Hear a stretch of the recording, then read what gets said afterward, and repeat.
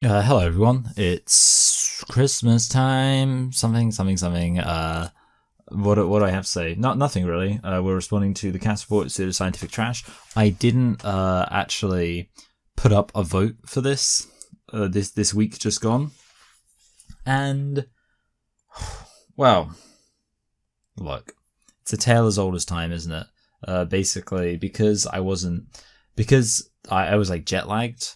I kind of like spent the whole of last week doing things a little bit out of sync, and because I was, not doing my typical routine, I just forgot. But it's okay because like I kind of wanted to respond to this anyway, and to be honest, like usually, almost always, you guys vote for me to continue to respond to what I was responding to last week anyway. So I was thinking like at about like kind of Sunday morning, I realized I hadn't posted anything. I was like, I could like do a quick thing, be like, hey guys, but I was like, nah, you'll just vote for it anyway. So I didn't give you guys the choice, but I'm pretty sure you would have chosen anyway for me to continue responding to the cast report of pseudoscientific trash. The one thing I do want to do, there's like half an hour left of this video. I wanna finish it. Like, I guess I want to get at least 15 minutes through it, so pretty much reach the hour point. Who knows, maybe even finish the whole thing. We'll see whether there's any protracted period of time where nothing of substance is said. But I think we might as well just jump in. There's really nothing else to get into. Bye. I mean, not bye. Hi. They can save their apology, she says, assuming that they will apologize to her. Which is pretty alpha. Like, the thing is, if anything, what I would say there is she's being too generous to these people. Because, well, they're not going to apologize until it becomes absolutely obvious that they were on the wrong side, which it will eventually, but they're not going to do it like out of the goodness of their hearts because they're decent people. Because if they were decent people, they wouldn't have supported this in the first place. Well, let me clarify. Obviously, a lot of gender-critical people at some point supported this. I at some point supported it. But that was when I didn't fully know what was happening, and there wasn't someone there to point it out. And now that's the case. I feel like it's a fundamentally different situation. She's definitely not mad, by the way. Well, look, there's nothing. Oh God, I mean, look, this whole like, oh, you're mad thing. It's really. I think I've said this before. I can't remember the exact context, but I kind of referenced something similar to this. Of a lot of the time when you're in an argument and someone's saying something.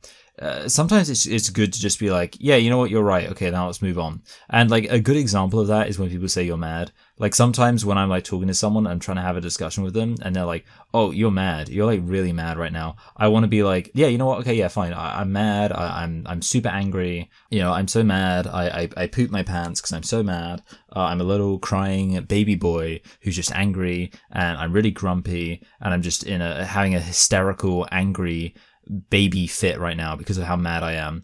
So now we've established I'm mad. Can we actually just have this conversation? Because it's like I don't care that you think I'm mad. Like who gives a crap?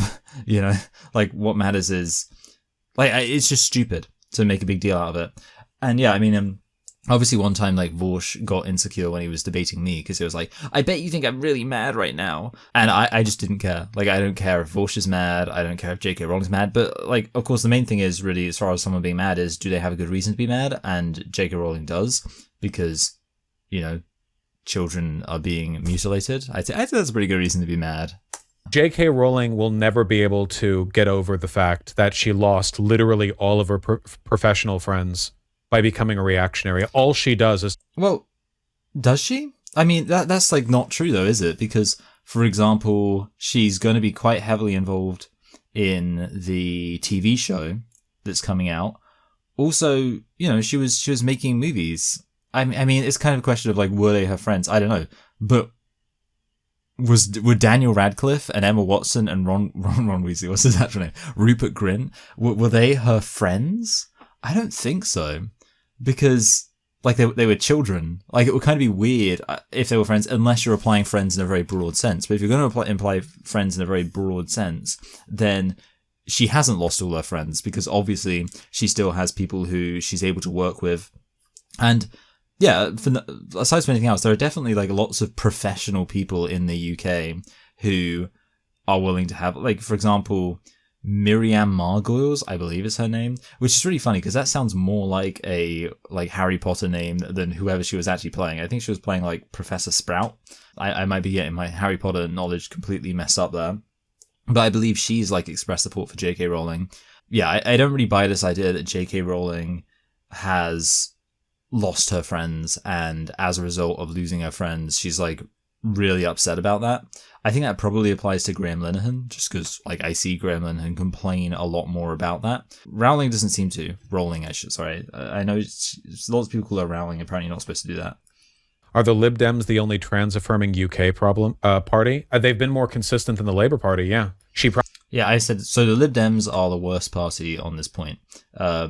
Every single party is trans-affirming because, fun fact, Vaush, the Lib Dems have never been in charge, and yet we still have the Gender Recognition Act on the law books. So, clearly, like, to say the Lib Dems are the only trans-affirming party when all the other parties we've had in charge, they've also affirmed trans identity, not just saying, oh, we support this thing, but literally having it on the law books. So every party affirms trans identity. Lib Dems are just the worst about it. Who have said, like, how dare they speak against you when you gave them their careers, you know? Yeah, look, I will say this. That's one of those things where, to be fair, it would be ridiculous to say if you weren't already right. You know, like if J.K. Rowling was actually saying some like genuinely wrong stuff, well, of course people are going to disagree with her. She can't just be like, oh, well, because I made you famous. So really, to be fair, the main thing that matters is that she's right. It's not really about... Oh, the one thing I should mention, by the way, is the lighting is going to be slightly different because it is dark outside. It is, 9 a.m. and it is dark. Love that. Anyway, yeah. So I will say this, like the whole like, they're ungrateful to J.K. Rowling and stuff like that. I go back and forth on it because, yeah, like I say, in lots of other contexts, they'd be like, well, that's a ridiculous thing to say. Because essentially, yeah, sure, I agree with her. So because I agree with her, I think they should agree with her too. But I don't know if I'd say they should agree with her because she gave them their careers. Because if I disagreed with her, I wouldn't say that they should agree with her on that point. I think like maybe part of it is the lack of respect in the disagreement. I think like that's it. Like you can disagree with her. For example, I mean, a lot of people generally like Tom Felton, and one of the reasons for that is because, as far as I know, Tom Felton's basically refused to comment on this issue and basically said, you know, I might be attributing more to him than he said, but I'm pretty sure he said that he like, you know, doesn't agree with the way people are attacking J.K. Rowling and stuff like that. Again, I'm not sure exactly. I remember seeing a thing from Tom Felton, who's the guy who plays Draco Malfoy, and being like, oh, that's really cool that he said that. But I think like that's a more appropriate attitude to have of one of, you know, you recognize that this woman is like objectively very impressive in terms of what she's achieved and that you owe a lot of your success to what she's done. But then, yeah, if you want to disagree with her, obviously, if she's wrong, then fair enough. Green Party is good as well. I don't trust Green parties in general, but maybe it is, you know. So the Green Party, there are people who are critical of, well, basically gender critical people in the Green Party. I interviewed someone who was critical of trans identity in the Green Party. Andrea Carey Fuller is her name. And she was, I think, planning to be an MP. And I think she was actually a candidate for deputy leader or possibly regular leader. But yeah, I interviewed her, and yeah, she's what you would call gender critical light. She said, trans women are women, but not in terms of biology, which is, you know, like that should be the minimum. But nowadays, like that would be considered a revolutionary statement. And certainly she is considered, like she had issues in the Green Party for being gender critical. So that's kind of the situation with the Green Party. In terms of its membership, it is much more pro gender critical. In terms of its leadership, it's very much anti it.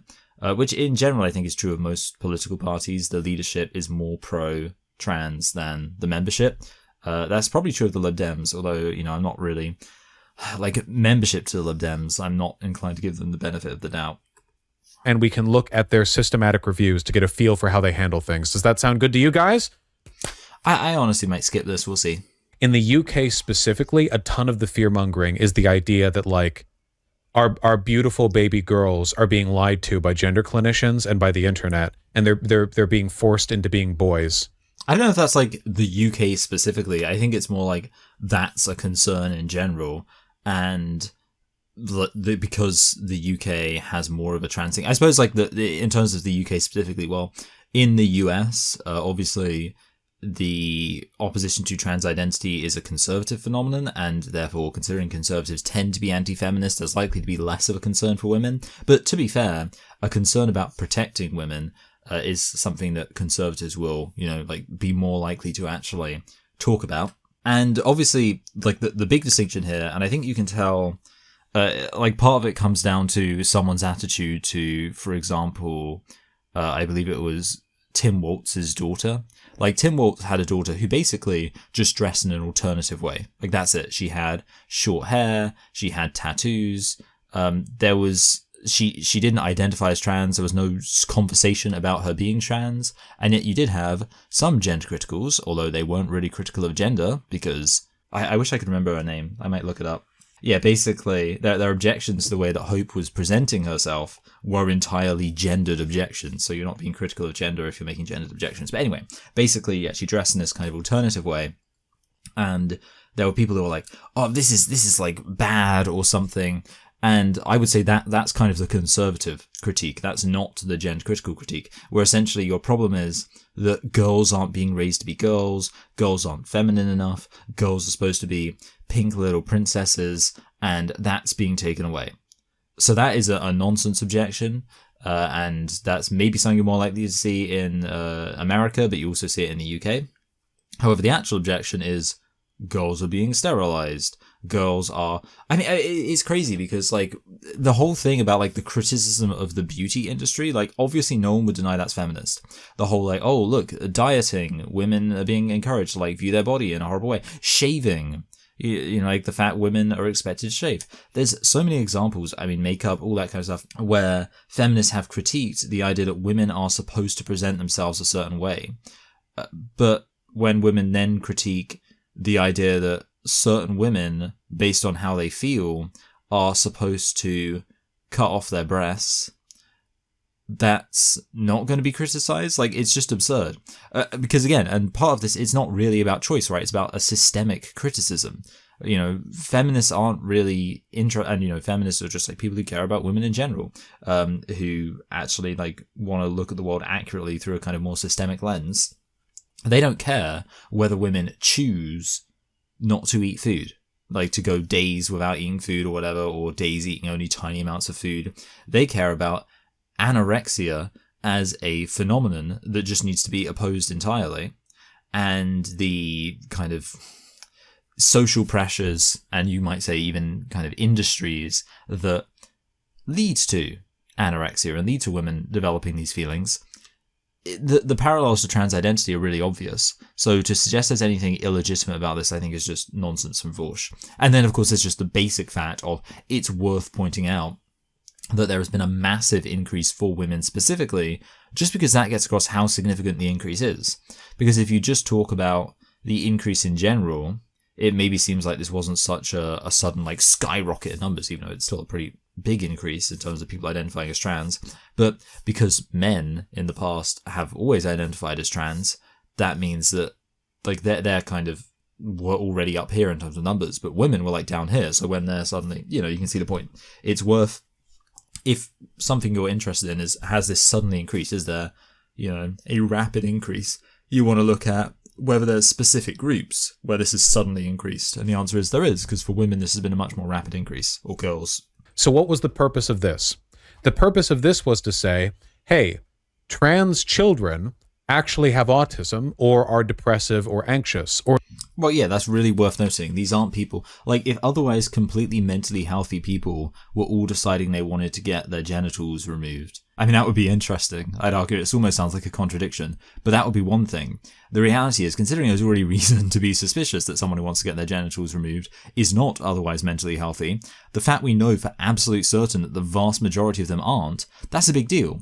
And it suggests, it's kind of insane because, what I pretty much say on the trans issue is, hey, we should explore the idea that maybe if you, actually focus on mental health issues, and you make kind of mental health a big priority. I know that RFK's got this whole like make America healthy again. Well, how about that? But like make Britain, if you like, mentally healthy again. If that was the big priority and the thing that we really centered, then I think you would not only see a decrease in people identifying as trans, but people being happier in general. And that is very much evidenced by the fact that the vast majority of people who identify as trans have all these other mental health issues. Like, they do have that, like, provably. So, yeah, like, this is big W for me. Vaush, I guess, well, okay, let's see if he actually, like, has a substantial response apart from just suggesting he doesn't like it. Who's trans? Do you think that kid is doing well mentally? Oh, maybe. But there's probably at least some anxiety, at least, going on. Okay, so there we go. So I guess that's like the main argument, right? That because like it's the trans thing that leads to the anxiety and stuff like that. Okay, well maybe, but if anything, I mean the actual wording he used, I don't know if I'll include this, was that these things are like co-occurring. So the idea is kind of both of them are feeding off each other is certainly a legitimate thing.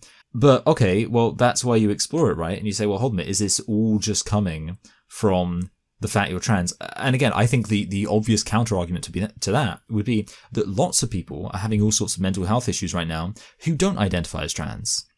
So to me, it would make much more sense to say, well, because we have a huge number of people who are having all sorts of mental health issues, anxiety, depression, things like that, and this is like a mental health epidemic in our society right now, that it makes sense to say, well, people are having these mental health issues in general, and the fact so many people are having these issues is then causing people to have all these negative feelings about their sex and wanting to change that, or thinking that will be a solution. And therefore, if we deal with the mental health issues, we might find that fewer people start to identify as trans. But the other thing here is, like, why are these people objecting, right? Because what I'm saying is, hey, let's deal with people's mental health issues. So surely the worst case scenario here is one of those like, what if you're wrong and we just make the world better for no reason? You know, like what's even the problem here? But yeah, sure, it is possible that we might find that actually dealing with people's mental health issues, if anything, makes people more comfortable with the fact that they're trans. And they're like, well, you know, I was trans before and I had all these anxieties and this depression about it. But now that we've dealt with that anxiety and that depression, I now realize that I'm just trans and I don't have any of the anxiety and depression about it. But then surely if Vaush was right, that's what he would want to happen. So it's kind of a bit inconsistent. You might notice we didn't see anything in that key findings section that described what a gender clinician could do to determine whether or not a youth was authentically transgender, even if they do have anxiety, depression, or autism. Isn't that interesting? Well, I think it's pretty obvious that you deal with and you like focus on the mental health issues, and in doing that, you will discover whether or not, like, it seems like the mental health issue is the main thing. Like, I don't know why you would advise someone to have this prescribed way of working it out. No, you focus on the mental health issues, regardless of whether or not the child's like authentically trans, which of course is a nonsense term, but regardless of whether that's even a possibility, you still focus on the mental health issues, because why would you want kids to be having mental health issues? You know, it's very sus the way Vaush seems to like actually want these kids to be having mental health issues. This is such like a niche and specific thing to focus on. The outcomes of social transition for under 18s, you know, like that's not very niche at all. Like, how is that niche? The outcomes of children being encouraged. I mean, look, the one thing I'll say about social transition, it's one of those difficult things where obviously children should be allowed to be gender non-conforming. You know, I've said this a million times, but it's the thing I always say. Obviously, we have to accept the fact that we live in a world where like bullying is the thing that happens, and I don't think that we should ignore the fact that unfortunately sometimes you know, like it might be accurate to say that socially transitioning, or which is saying what I should say more broadly is being gender non-conforming, is not good advice for a child. But yeah, just to bring it back to that social transition, the problem with the term social transition is that it's tying up with this trans identity thing.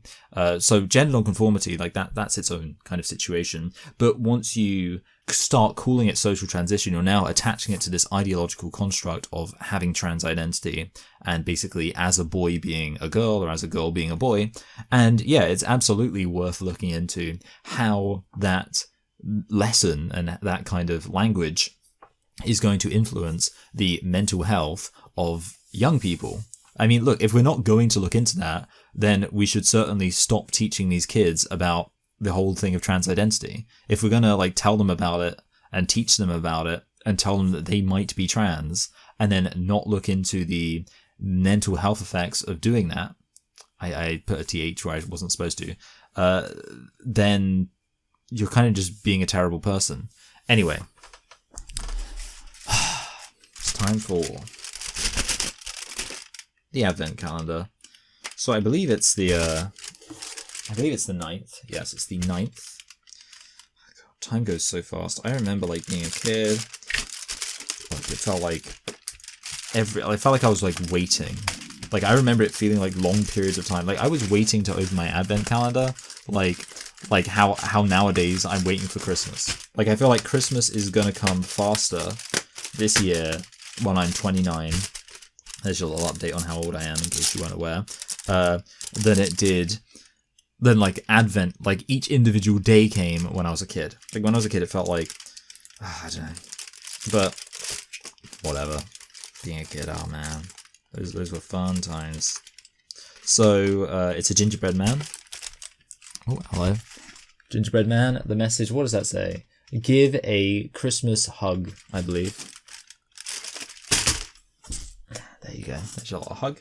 And as you can see, that is what the gingerbread man looks like. We're going to bite his head off. And we're going to hope that Vaush doesn't say anything interesting for a while so I can enjoy this. Even when only accounting for social transition, 94% stayed the cause without deviation. Okay, that's not the main thing. The main question is, do they have mental health issues, right? Like this wasn't about like detransition or anything like that. Yeah, like we know this is a cult. Like that's our argument. You're making it for us. Okay, so this is more about the consistency and desistance rate than it is about whether or not there are good mental health outcomes. Okay, yeah, good. So, yeah, all right. So that's good to know, right? I mean, the idea... No, it's not, because it's neither here nor there. Again, like I say, the argument from us, it's my favorite Rubble of Empires quote. What, regret rate of less than 1% indicates is not that everything's working as it should, but that you've created a population uniquely incapable of expressing even normal levels of regret. Kuvalanka found that according to parents, social transition appeared to reduce distress and increase self-esteem and self-confidence among their children. Well, that's nice. Other reports from clinicians and parents follow... I suppose I should say this. So just for record, I don't really care about whether or not this social transition appears to increase or positively affect mental health outcomes. The reason why I don't care is because my argument's always been that the problem is society. I think like the analogy I'd make here is that people who get a job where they earn lots of money maybe will see positive health outcomes increase, because we live in a society right now where having money is very important to people, and a lot of people might feel a lot of anxiety about not having enough money. So in having that job, their mental health outcomes would increase. But what that doesn't show is that maybe, first of all, the kind of performance review aspect is going to bring with it a lot of anxiety. What it doesn't show is that maybe they're going to start missing out on sleep. Like, yes, obviously, someone who needs money, who is struggling to get money, or is otherwise struggling to get money, is going to be happier if they then get a job than someone who needs money but doesn't have a job. Obviously, they're going to be happier, but that doesn't mean we can ignore all the mental health, like the negative mental health effects, the kind of side effects, if you like, of, lack of sleep from the work culture and stuff like that.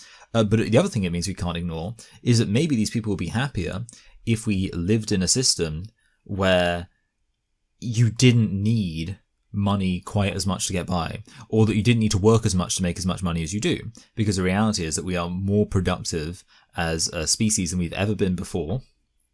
I think they say that like since the 1970s, the productivity of Western economies has tripled, but the amount that people work and the amount of money they're getting paid for their work has remained stagnant. So really, if productivity has tripled, then shouldn't we all be able to work a third as long as we used to? Shouldn't we, if productivity has tripled, shouldn't we at least be going down to like a 20-hour work week. And I'm sure if we had a 20-hour work week, people would be a lot less stressed, and that's just an example of how, we have, I mean, for example, living in the United States, one of the horrendous things we know about the United States is that they have this suburban sprawl that's led to a car culture, which leads to a huge amount of isolation. It's just like, it's just toxic to being human. To spend any amount of time in an American suburb where nothing feels particularly walkable. Maybe you've got like one route that you can just do on repeat, but you're pretty much going to have to drive anywhere you go. Now, obviously, in that scenario, having a car is going to make you feel much better because you've got that freedom to actually drive around. If you didn't have a car, I mean, I can tell you, I spent a little while in an American suburb one time without having access to a car, and I just felt so trapped and so miserable because you're just surrounded by identical houses seemingly endlessly. You literally feel like you're in some kind of purgatory because it's just identical everywhere you go. These huge, big roads. It feels like it takes you 10 minutes just to cross the road because you've got these like 6 lanes because you're living in a community that was built for cars, not human beings. But yeah, obviously if you have a car, you're going to feel happier. But are you really going to feel happy, like compared to someone who lives in a kind of an old, like the kind of the center of an old town, a town that was built for human beings, that has like a nice architecture and it's kind of varied, and you can just walk down the road and you can maybe go to a shop and then you can walk across the road and you can, go to the post office and then you can walk down the road and you can go to a pub and then you walk back and then, you have your little like housing block and your houses aren't that big maybe, but the point is, because it's all dense, you can kind of actually, through the power of yourself, like interact with the world around you rather than kind of just getting in a big metal box and driving on a boring tarmac surface. And so many other examples. I could like rant forever about how many aspects of our current society, whether you're being like, obviously that's more of a specific thing to America, but a lot of these issues I think apply elsewhere. So many aspects of our current society that they're bad for people's mental health, and redressing it by giving people the specific solution that the system wants them to have, that's not solving the problem. Yeah, you can give someone a job where they're going to have to work 40 hours, and you can give them a car so they can drive from their suburban house through the suburban sprawl to the lifeless, like business, whatever it's called, industrial park where they work. And, they can do that, and then they can drive back. And you can give them TV to watch, and you can give them alcohol to drink and caffeine to drink so that they can like stay awake, and then they can like sedate themselves at night and they can just entertain themselves mindlessly with crap TV. But are you going to tell me like, and yeah, sure, that's probably going to make them happier than the person who lives in like the same situation, but they don't have access to a car. And, a bike, to be fair, solves a lot of problems. But, sometimes you can't even, like, do a bike. Maybe there aren't, like, safe places to bike or anything like that. So they don't have access to a car, which means they really can't travel around as much. They don't have a job, or they have a job that's not paying them anything like as much. Sure, the person who has all the things that the system wants you to have, they're going to be happier. But does that mean the system in general is good? Now, the funny thing is, if I just said all of this, I'm absolutely sure Vaush would agree with me. If I focused on the system and, like basically what I'm talking about is, not really capitalism. You could still have capitalism and get rid of all this stuff, but the specific kind of model of American capitalism in contrast to maybe, something you'd be more likely to find in a social democracy like Denmark or something. But yeah, so if I said all of this, I'm pretty sure Vaush would absolutely agree with me. That saying, well, the system's fine because if you do the things the system wants you to do, then your mental health will be better than if you live in the system, but you don't do those things anyway. But if I then made the like one-to-one analogy with trans identity, obviously the one thing is it doesn't apply to everyone, but this idea of we have this gendered society we live in, we have this system of gender, and sure, if you conform to gender, then that might make you happier compared to, for example, someone who has these strong, like, negative feelings about their gender and their biological sex, but they don't have access to any way of, like, medical transition and stuff like that. Basically, they're not doing it the way the system wants them to do it, which is you socially transition and you medically transition. Sure, this person might have better mental health outcomes, but can't we talk about the fact that maybe changing the system would actually be better? So that's why I just do not care about the positive mental health outcomes that come from transitioning, because it literally, all I hear is you telling me the positive mental health outcomes of someone having a car in an American suburb. And I think, yeah, okay, I believe that. What do you think? You've like convinced me that American suburbs are like a good way for human beings to live? Because I don't, no. Most analyses of mental health and psychosocial outcomes showed either benefit or no change, with none indicating negative or adverse effects. See, there you go. This unironically is a better example of how you do it. You can say... Yeah, okay, that's kind of funny. So earlier on, he was like getting annoyed because basically she just said, oh, the studies weren't of very good quality. Well, pretty much the opposite to what she's done here. But then she didn't acknowledge, well, the studies, while they are of low quality, they do show it being a positive thing. And he was kind of like, I felt like in a way it's kind of embarrassing for him. I don't know, I'd feel embarrassed if I was like calling someone out, like, I was like, why didn't you just say this thing? Like, isn't it really weird that she doesn't say this thing? Doesn't it suggest that she's like being dishonest or something like that? She's not saying this. And then like she says it later on. Interventions to suppress puberty in adolescents experiencing gender dysphoria or incongruence, a systematic review. So here we are talking. So yeah, this is about puberty blockers, the big one. Maybe I'll have something to say about this. I mean, I've said the main thing that matters about puberty blockers. It's the little fact everyone needs to be aware of, which is that a lot of things that are now used as puberty blockers weren't originally approved for that use, and therefore they should be viewed with suspicion. And because, well, we know they have serious negative side effects. All of them to have been performed in April 2022. Like, is that not also a bit of a red flag? Really? You guys just knocked out 6 systematic reviews for an NHS commissioned paper that you wouldn't release for another 2. It's kind of interesting. Yeah, I don't know. Like in my head, I'd be like, maybe it's kind of a situation where you're working on all of them at once. But yeah, I don't really care. But that is like a good point. To be fair, I do like to... it is really nice when you crack out a whole load of like scripts for a video or something in a month. But I'm not going to pretend that my... scripts come close to the level of detail as a systematic, whatever it is, review for like, medical stuff. Yeah, maybe that seems like a fine point for Vaush to have made, I guess.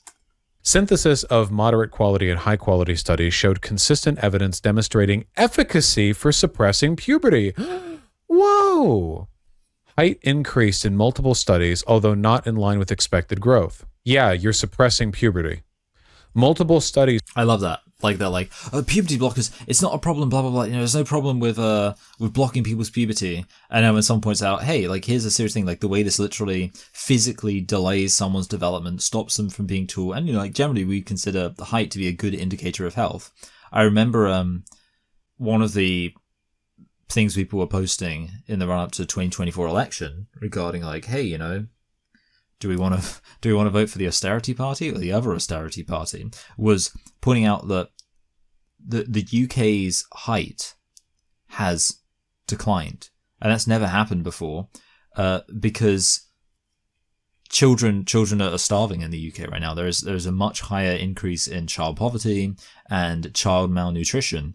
If you gave like those kids like a job, like you let them like work in child labor so that they could afford food, I'm sure that would positively affect their mental health because they'd be able to actually eat food. But does that prove that's actually a good thing for them to do? Anyway, but yeah, the point is like a lack of height is taken as, look, this shows how much our country is just failing, that our kids are growing up markedly shorter because they're malnourished, because like that's something that happens during a famine, and we don't have a famine because we don't have enough food. We have a famine, like a financial famine brought about by the fact that certain people aren't earning enough money to like feed themselves, which is ridiculous, obviously.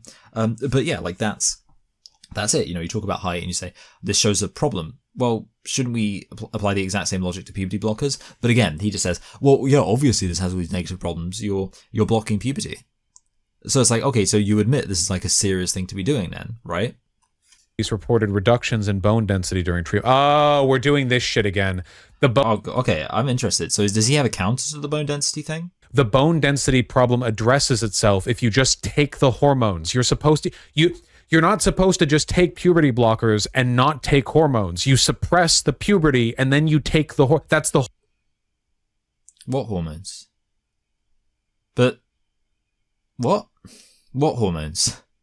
Because, like, what he's saying there genuinely makes it sound like he's saying that you take the puberty blockers, and then you, like, in my head, like, that sounds like he's saying, like, you take sex hormones. But if you're taking sex hormones, wouldn't that either defeat the point, or wouldn't it, like, doesn't that imply you're already transitioning, but isn't the point of puberty blockers that you're not transitioning yet? Like, I need to hear what he's going to say there, because I'm so confused by that. That sounds like he's saying, you take the puberty blockers, and then you start going on wrong sex hormones. And if you just stop taking the puberty blockers, you get the regular hormones from the endocrine system kicking into gear, you know? Limited and or inconsistent evidence was found in relation to gender dysphoria. Okay, so, I don't know, like, the fact he said you get the regular hormones makes things seem like maybe he's saying you're supposed, so if you're a man or a boy and you're on puberty blockers, you're supposed to take testosterone.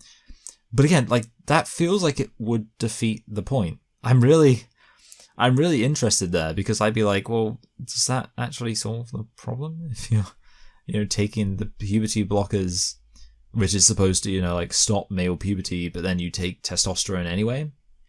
That's, like, I don't know, like, I guess maybe he's spoken about this before, but that seems very, I just don't know what he's saying there. Puberty blockers do is prevent puberty. They don't make any prescriptive changes to your body. If a person has gender...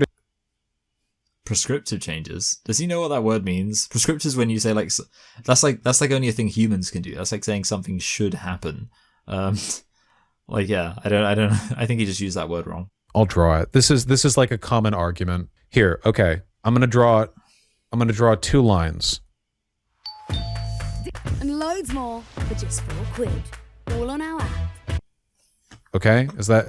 Okay, look, sorry, I'm going to pause it now because I just got an advert, but essentially all that was said there is that the concern about cognitive development isn't valid because, yes, it temporarily delays your cognitive development, but obviously it comes back after you stop the puberty. Now, the thing is, he wasn't even saying that in the case of trans people. He was saying it in the case of people who would have had early puberty, who then go on puberty blockers because otherwise their puberty would be too early, like 6 or 7 years old, and like then it goes back to normal, which is a different situation than people who were going to have puberty at the normal time and then have it massively delayed. So whatever, that's that. But the thing about that is, aside from anything else, and this is an example where I'm not suggesting this couldn't be fixed, but given that people are taking exams and things when they're teenage, doesn't that mean that delaying puberty until you're like 18 years old would give you a massive disadvantage in exams? Again, I'm not saying that to be like, and that's a problem that can't be, like, obviously I think you could argue, well, maybe we shouldn't have like exams that put such a strong emphasis on how intelligent kids are when kids might mentally mature at different rates, so that could give a huge advantage to kids who've just mentally matured a bit earlier. Yeah, okay, fair point. But still, it doesn't seem like it's nothing. It doesn't seem like it's something that you can just ignore, considering it right now. We do have exams that put a lot of emphasis on how smart kids are. So if you're going to be putting kids on puberty blockers, you could be screwing those kids over because they might be much worse at exams if they've basically still got the mind of a prepubescent child when every other kid around them is like 15 and 16. Well, obviously they're 15 and 16 too, but their brains don't reflect that. Bone health and height might be compromised during treatment. See, like they're willing to make prescriptive statements, even with the maybe. Notice that? He doesn't know what the word prescriptive means. That's not prescriptive. Oh, wait. I mean, saying so no conclusions can be drawn. That's a prescriptive statement, but wait. Conclusions can be drawn about these factors we've decided to arbitrate. So you're saying bone health and height may be compromised. That's not a prescriptive statement. That's a descriptive. You're saying it may be compromised. Unless he thinks they're saying it may be compromised. You're allowed to compromise it if you like. Trade over. Bone health and height may be compromised. That's not drawing a conclusion, right? It's saying something may be the case. So there's no inconsistency there, whatever. Is everyone understanding why I'm trying to explain how this is dishonestly constructed? You get me, right? Like, it's not just the central premise. I mean, yeah, the thing is, like, he might actually have a point. Like, I really don't know about the Cass report. Again, the problem is, for me, this is all falling on deaf ears. Because, like I say, I want the Cass report to be basically motivated by ideology and completely ignoring science, or if you like, manipulating the science to help reach a particular political goal. I'm fine with that. Because that's what I'd do. No, I wouldn't, to be fair. I'd just be like, no one cares about the science. Because, again, the science doesn't matter. Can a biological male be a woman? That's not a question science can answer. That's a question about what do words mean? That's like saying, does science have an answer to can a toaster be an aeroplane? That's not like a scientific question, is it?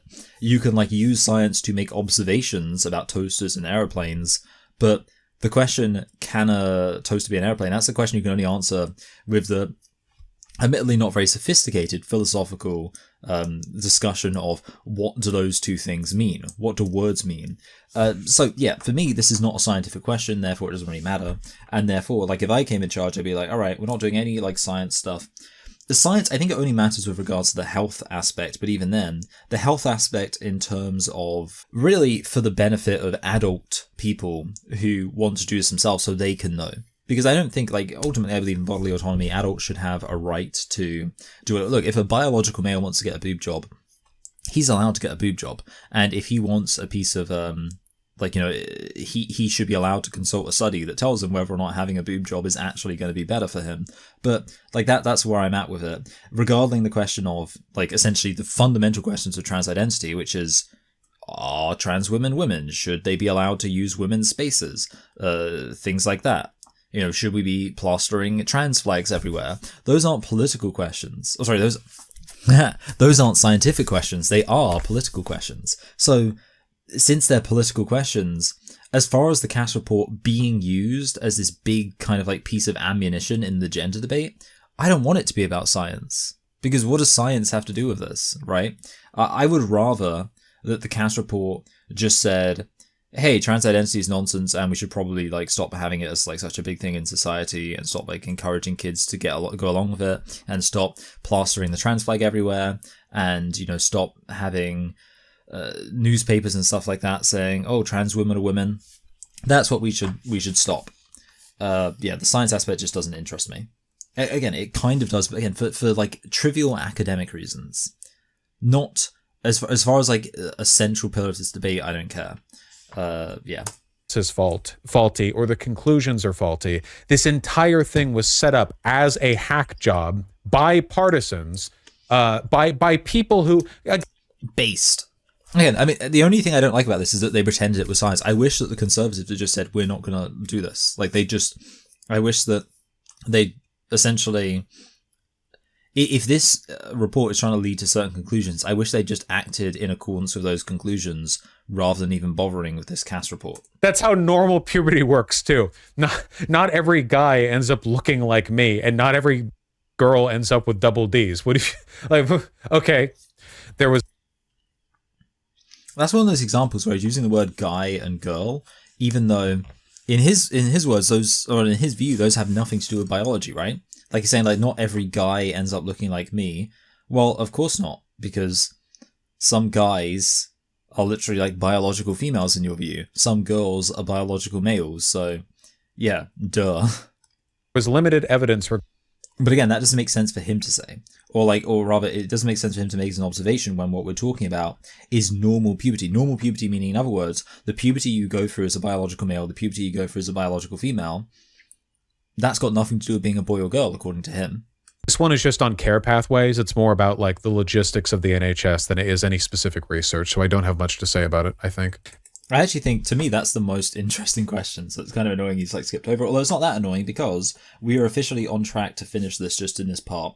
And to be honest, at this point, you know, even if basically we've got like a few minutes left, so we'll see. But anyway, like the pathways thing, that's interesting to me because, you know, because I said I think that people should be like have bodily autonomy and allowed to go through this. I do find that question of like what is, I guess the real takeaway here is I find politics much more interesting than science because it's a political question, isn't it? Like that's the thing. You can do all this science, but what really matters is at the end of the day, are we going to let biological males cut their penises off on a whim? That's the question, isn't it? And that's, in my view, more of a political question.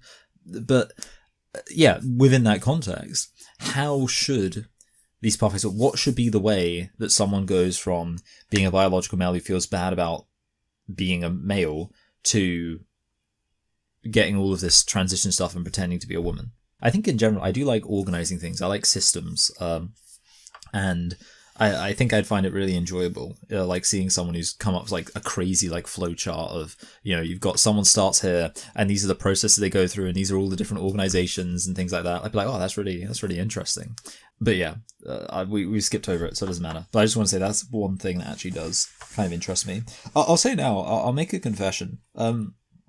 Something I love is the idea. I said, I genuinely believe this is, you're going to think I'm a lunatic for saying this, but I genuinely believe that if I ran to be Prime Minister, I would get a huge amount of votes. It would be the greatest electoral victory in history.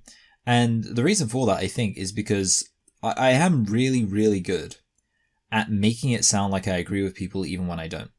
And in a way, this is the key thing, not in a way that involves lying, not in a way that comes across dishonest. And like the best analogy is we recently had Thanksgiving and I was with my in-laws. And the reality is, my in-laws, they're Trump supporters. That's it. There's no way around it. They support Donald Trump. And I was out drinking some whiskey, except I wasn't drinking any whiskey. I was drinking my non-alcoholic Heineken, smoking some cigars, except I wasn't smoking cigars. And we were talking about politics, except I wasn't talking about politics. No, I was talking about politics. And I was talking to these people who are Trump supporters, and I am not a Trump supporter. And what's shocking? There's two things about this that's shocking. One thing that's shocking is, despite not being a Trump supporter, I was able to make them agree with me. I was literally able to get my father-in-law to say, you know what, Michael, the problem with what you're saying there is that it makes too much sense. And that's why like the media and stuff, they go after you because you're talking sense. And that was on the topic of immigration. Now, bear in mind, I made a video called like Racism is Stupid, and all of my conservative detractors, or like, I don't know, commenters who would then become detractors were like they were like, oh, what are you doing? You're crazy, you're out of touch, blah, blah, blah. But this guy who's a Trump supporter was like, you know what, Michael, on this immigration issue, not only are you right, you make so much sense that the media elite, they wouldn't let you say this stuff. And was I lying? I literally said the exact same stuff I said in that video. That what we should focus on is immigration that centers shared cultural values. But again, like that's just one example. And there's loads of examples like that, where I feel like I genuinely could. Like I could talk to a conservative for ages and make it sound like I agree with them, but I could talk to a liberal for ages and make it sound like I agree with them. I could talk to a social democrat, a communist, whoever, and make it sound like I agree with them. Because I have a lot of like broad political opinions that are all over the place. Oh, and sorry, I said there were two shocking things. So the first shocking thing is that they agreed with me. Second shocking thing is we didn't talk about the trans issue at all. Like, I know, like, if I say, oh, I was actually able to agree with a bunch of Trump supporters, you'd be like, oh, well, obviously you did that by just talking about the trans issue the whole time. No, the reality is I hardly ever talk about the trans issue in personal conversation because I talk about it here. So it's just like, again, I've said this before, like people like tell me to touch grass and stuff and I'm obsessed with this issue. Literally, anytime I step away from like this setup, anytime I'm not here, either writing my videos or recording them, I don't think about the trans issue at all. I'm so off track right now. Kiss goodbye to the chance of me finishing this video. Okay. I'll just have to switch to double speed. Anyway, so what I was going to say is this. Because I like the idea of people agreeing with me, sometimes I think to myself, is it possible that I could make it so even trans people would want to vote for me, or at least some trans people? And I did kind of work it out. I thought, well, okay, look, if I say, okay, we're going to get rid of the gender recognition now. That's non-negotiable. We can't say that biological males are women because that's nonsense. But if I said, well, you know what? Let's fix the NHS, and let's say that if someone does go through all the processes, and this is what brings it back to this thing about like the process of how do you go through transition. If someone goes through all the processes and, they get cleared and they say, oh, you know what? Okay, this person, and they're like 25 years old and blah, blah, blah. So they hit all the key things. And maybe even they acknowledge like, doing this, it won't make you a woman. Let's assume we're talking about a biological male. Then I think they should be able to medically transition. And maybe, you know what? Maybe it should be covered by the NHS. And the only reason I say that is because if that were the case, then there would be some trans people who, trans-identified people, who would actually probably say, you know what, sure, this guy doesn't think that we're actually women. Sure, this guy doesn't want children to be, transition or whatever. But you know what, that kind of makes sense, and I'm fine with that. But the big thing is the material thing that matters, actually getting this medical transition. This guy is actually saying, like, oh, this should be covered by the NHS. And because he would just be such a whiz at managing the economy and stuff like that, the NHS is actually well funded, and therefore the waiting list would be reduced. It's not something I really care about, but it was just something I thought. Like, it was kind of a challenge I set myself. Like, what if I was trying to, like, what if I had to actually make an argument to a trans person for why they should vote for me to be Prime Minister? Because, like, you'd think that would be pretty difficult. But I think the argument I'd make is I'd say, hey, I'd be like, I'm willing to compromise on this, like, the idea that the NHS can basically fund medical transition. And as such, if you support medical transition, like, that's the material thing that matters to you, then maybe I'm the guy you should vote for. Just a little thought experiment I set myself. I think I do it with other issues as well. I think the other big example would be Muslims, because I'm very critical of Islam. And essentially the only argument I can make to such a person is, stop being a Muslim. That's like, so to be fair, like, that's the thing, a lot of people forget that as much as I present myself as criticizing trans identity, there are other issues which I'm much more uncompromising on. Anyway. And I am unsatisfied. The actual thing I would say to a Muslim would probably be, hey, like, I support some traditional values. So if you support traditional values, then you should vote for me. That's it. Because, like, I am, like, against the whole... Because, as we know, Muslims don't like the whole LGBT thing being pushed down the face. Of course, Muslims have a real problem with the LGBT as well, which is objectionable. But even then, like I say, I support LGB, but I don't support the gay pride political movement. I don't think anyone should. I don't think gay people should either. Because I don't think it actually presents a good image with, like, some of the stuff going on at Pride and things like that. So yeah, there we go. I could actually appeal to a Muslim, but as far as them actually being Muslim, I wouldn't be able to be like, hey, I'm number one fan of Muhammad. Yeah. It's a disgusting hack job created by people who hate you, and presumably want you dead. Ridiculous. Presumably want you dead. Anyway, I did just hit my my time. I'm wondering, should I even bother finishing this final, like, 7 minutes? Caution in the ban of torture, conversion therapy. That makes me think that she just wants you dead. Yeah. He's so overdramatic. He's so cringe. Fun fact, I think that we should... I mean, look, never mind caution. I just don't think we should ban conversion therapy full stop. I have no interest in banning conversion therapy. I don't think we should have any such law on the books. Conversion therapy should be legal. And fun fact, I don't want trans people dead. I mean, aside from anything else, like, I don't think we should ban conversion therapy for same-sex attraction. So does that mean I want gay people dead? Yeah, not to mention the whole, apparently her working with or meeting up with DeSantis, though I would need to look more into that. New trial... What was this about? Oh, is this like another thing? So it's just about, like, Hillary Class met with DeSantis. Yeah, I think we're just going to say we're done. Like, is that okay? Like, are we okay with the fact that I'm just not going to, like, watch? Like, he's talking to the camera. He's probably just saying... like, on his soapbox. Exhibits in Doe versus Ladapo. Hillary Cass met Sagan's Patrick Hunter to discuss Florida's anti-trans report. You don't say. What do you think it's... I had some Domino's pizza. I ordered some the other day. I'm a really good boy when it comes to not pissing away my money on, like, takeaways and stuff like that. A lot of people... I mean, look, I understand some people do that, but I do think... I mean, my attitudes towards, like, takeaway is always... You can achieve almost the exact same effect for much cheaper if you just get, like, a fake away. Like, instead of getting Chinese food, just buy a load of, like, ready-made Chinese sauces from, like, the supermarket. And that's going to be incredible. Like, you don't have to do... Like, essentially, I feel like that one needs to appreciate the halfway option of basically something that's lazy and not as cheap as buying, like, whole food and having to, kind of cut it up yourself. But still... way cheaper than takeaways anyway, but still, I had a pizza. will ever change the fact that trans people exist in greater numbers than ever before and with greater recognition than ever before, and it is plain to the He's just on a soapbox. Like, I'm done. I'm done. I don't care. I know I've said like several times now that I don't care, but and like I keep actually watching it, but this time I actually genuinely don't care. For some reason I've lost my mouse, which is fun. Can I even like? Okay, there it is. All right, everyone. So yeah, there we go. That was Vaush. I really, I just don't see the point, and like I hate because he's such a scummy person. Like seeing him kind of go off on his like self-righteous screeds at the end, where he says like, "These are who these people are, and they're terrible, and they're trying to destroy your life," and making him sound way more cool than he is. Wait, can I do a good Vaush impression? Hello, my name is Vaush, and I'm going to talk to you all about. No, I don't. I can't. That sounded more like Ben Shapiro. Hello, my name is Ben Shapiro, and I'm here to tell you all about how trans people aren't real.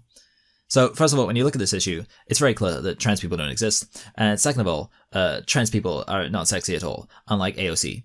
There we go. Is that a good Ben Shapiro? Like, you have to understand, I have no idea how I sound. Like, in my head, that was perfect. But let me know. All right. See you later, everyone. So yeah, not going back to the Vaush thing. The Vaush thing is done. Let me know if there was something really incredibly said in its last 5 minutes, but I think we can do without. Anyway, so yeah, we responded to the bulk of it. And yeah, next week we'll be looking at another video, and this time I will actually have to remember to do all the posts I'm supposed to be making, but the good news is I now actually am sticking to a schedule. All right, bye!